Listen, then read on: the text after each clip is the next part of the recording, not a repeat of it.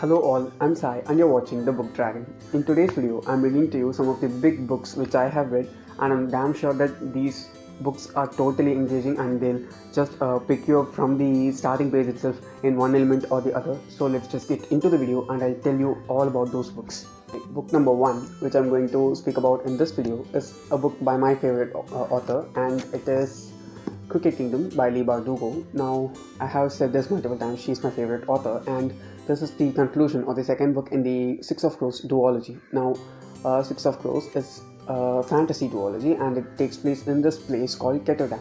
Now, this place is inspired from Russia, and the whole world building that she has done in this series or in this universe is so good. It makes the place or the atmosphere of the book feel so rich. Now, coming to the plot, we have like 6 characters who are totally misfits, and they all come together in order to carry out this huge heist, which is predicted to be almost impossible, and so goes the quest. But if you have to read Cricket Kingdom, you have to read the first book, which is Six of Crows. I'll try to leave an image over here, Six of Crows by Leigh Bardugo, and then you can jump onto this. And this is a heist story, so if you are a person who likes a series like Money Heist or a movie like Ocean's 11 or Game of Thrones for that epic feel, then you definitely will like Six of Crows by Leigh Bardugo. It is epic in every sense. It is so close to the characters that you'll end up liking at least one of the characters. Now, this series has ended, but everyone who has read these 2 books, we are like raving for some more books to be added up into the series. At the end of the book, she always leaves some doors open. Leigh Bardugo leaves some doors open because she is not a person who thinks that we can end a series just like that. She has left some possibilities at the end of this one. So if you end up liking this after reading it, you can go and create fan theories and all such things. You can enjoy the series as a whole, because this has a huge fan following and it is so much deserving for that number of fans that it has. I also want to say the page count for this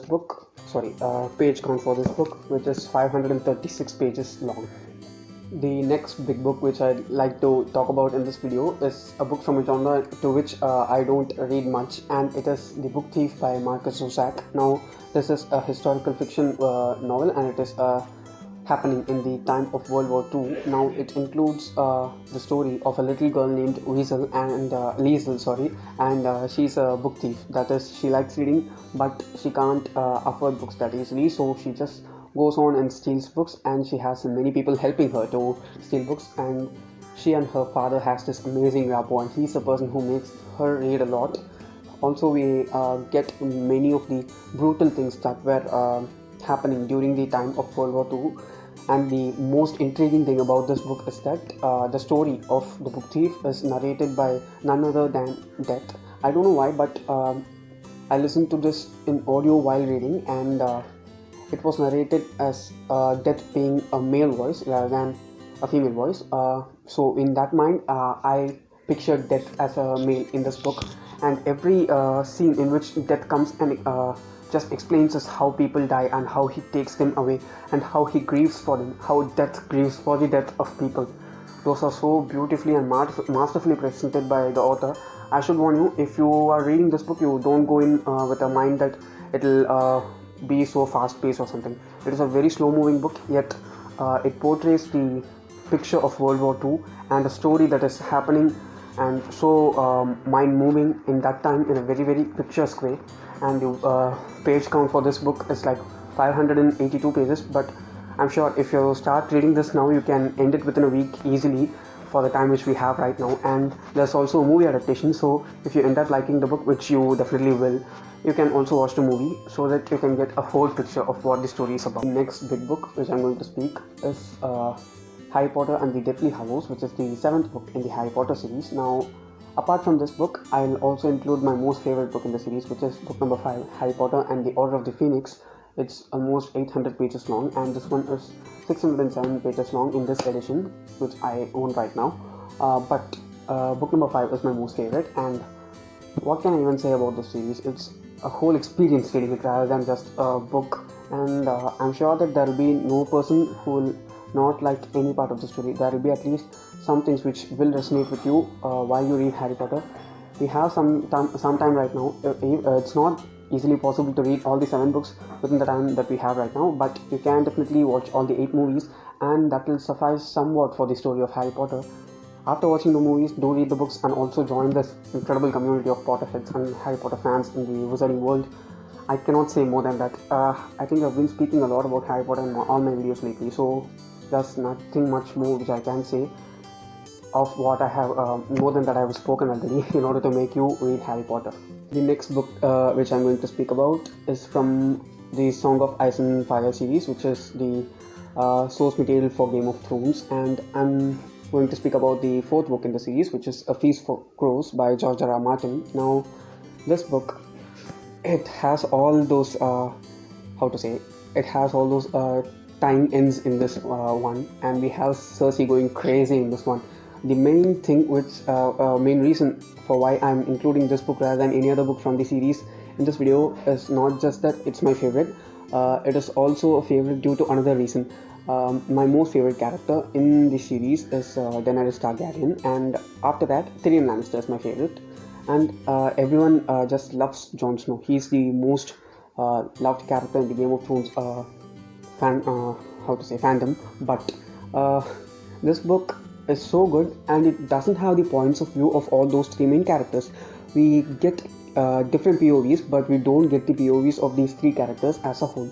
And even at the end of this book, George R. R. Martin has left this note after the last chapter or the epilogue, apologizing to the fans, telling that it has taken him long to publish this book, and there are no points of views of chapters having the characters which people usually like the most.